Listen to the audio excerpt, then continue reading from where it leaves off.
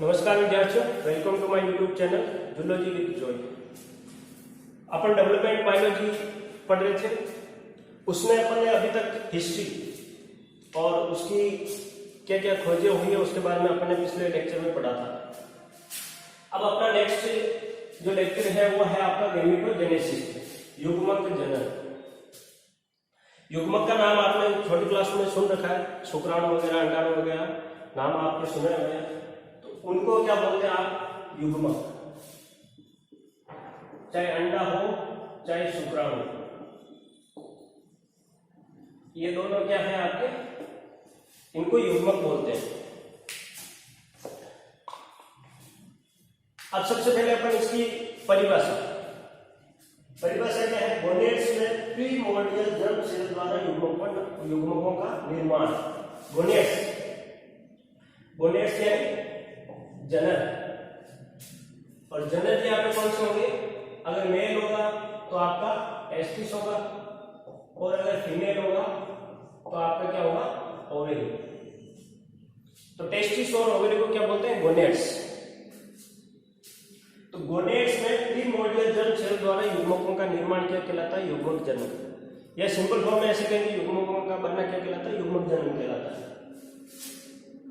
Primordial germ cell क्या होती है? एक स्टेम सेल के बराबर होती है। आपके सेकेंड ईयर में ही नेक्स्ट लेक्चर में पढ़ेंगे अपन आने वाले दिनों में कि स्टेम सेल के बारे में भी आपके चैप्टर है पूरा। तो प्रीमोर्डियल जर्म सेल क्या है? Stem cell. और स्टेम सेल आपको पता है क्या करती है? स्टेम सेल बार बार वो क्या होती है? डिफरेंशिएट नहीं होती है, तो उससे अपन किसी भी प्रकार की कोशिकाएं या दूसरे प्रकार के ऑर्गन उसे बना सकते हैं। वो क्या कहलाते हैं? आपकी स्टेम सेल। तो इसका जो नेचर है वो कैसा है? इसका स्टेम सेल जैसा है।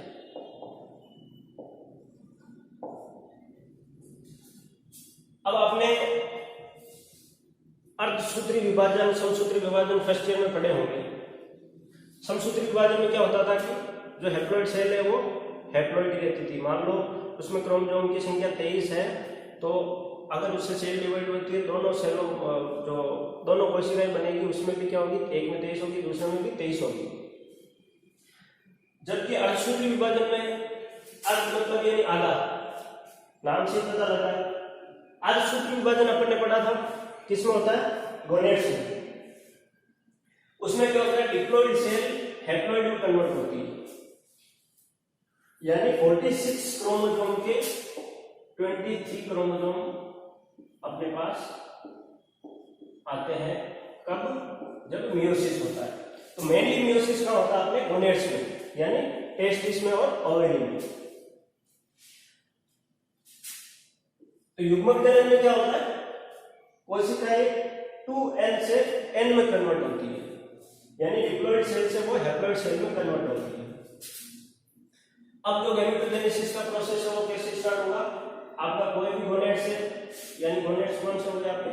टेस्टिस और ओवरी। उसमें क्या होगी? आपकी जर्मिनल सेल होगी। जर्मिनल सेल को अपन ने क्या कहेंगे? PMGC, primordial germ cell. और वो क्या बनाएगी? आपका गैमेट बनाएगी। अब आपका जो गैमेटोजेनेसिस है वो दो टाइप का होता है, स्पर्मेटोजेनेसिस और oogenesis। शुक्राणु जनन और अंड जनन। शुक्राणु जनन किसमें होगा? मेल में, और अंड जनन किसमें होगा? आपका फीमेल में।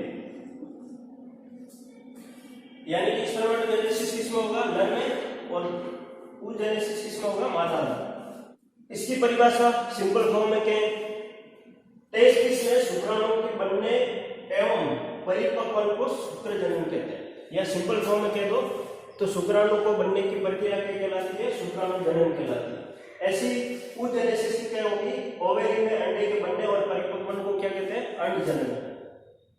यानी ओवेरी में अंडे का बनना क्या कहलाता है? आपका अंड जनन कहलाता है।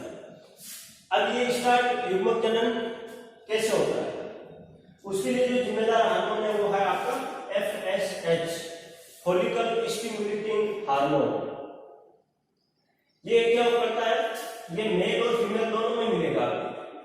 मेल में भी अपन FSH कहेंगे, फीमेल में भी इसको FSH कहेंगे। ये FSH क्या करेगा? गैमेटोजेनेसिस को प्रेरित करता है। अगर FSH नहीं आएगा तो क्या होगा? गैमेटोजेनेसिस आगे स्टार्ट नहीं होगा।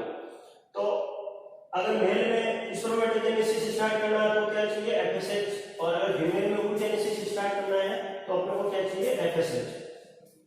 एक है विटामिन ई और एक है विटामिन ए। विटामिन ई और विटामिन ए दोनों भी क्या है जरूरी है किसके लिए गैमेटोजेनेसिस के लिए। कैसे? तो विटामिन ई है अगर इसकी कमी हो जाती है तो क्या करती है वो स्टेरिलिटी यानी बांझपन को प्रेरित करती है। इसलिए जो नियमित मात्रा है वो विटामिन ई की उपलब्ध होनी चाहिए किसके लिए गैमेटोजेनेसिस के लिए।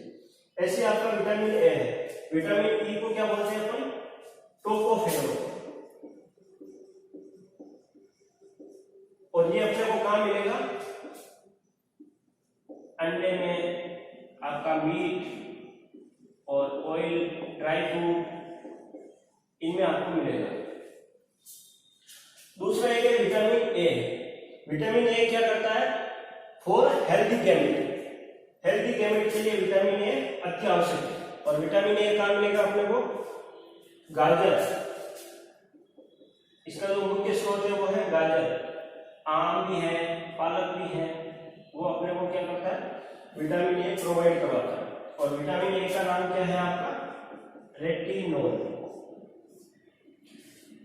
इसलिए अपने जैसे कई स्त्रियों में या पुरुषों में बांझपन पाया जाता है वो किस लिए होता है, या तो विटामिन ए की कमी है या विटामिन ए की कमी है, या उसमें कोई हार्मोन है वो सही तरीके से काम नहीं कर रहा, या हार्मोन का जो रिसेप्टर है वो सही तरीके से काम नहीं कर रहा। अब देखिए विटामिन ए और विटामिन ई के बाद अपन पढ़ते हैं नर युग्मक या मादा युग्मक। नर युग्मक कौन सा होगा आपका स्पर्म या शुक्राणु, और मादा युग्मक कौन सा होगा आपका एग या ओवम। एक बोल दो या ओवम बोल दो। अब ये दोनों क्या होते हैं संरचना एवं आकार में बहुत भिन्न होते हैं, यानी इनकी संरचना और आकार दोनों की अलग अलग होती है। जो स्पर्म है वो बिल्कुल छोटा होता है, साइज में छोटा होता है, और जो एग है वो साइज में बड़ा होता है। लेकिन दोनों की जो अवस्थाएं हैं, यानी दोनों की जो बनने की अवस्थाएं हैं या प्रावस्थाएं हैं, स्टेज के लो, वो क्या है सिमिलर है, एक समान लगभग। अब कौन कौन सी होगी इसमें? सबसे पहले होती है गुणन प्रावस्था, जिसको बोलते हैं मल्टीप्लिकेशन। एक होती है आपकी वृद्धि प्रावस्था, जिसको बोलते हैं ग्रोथ फेज, और एक होती है आपकी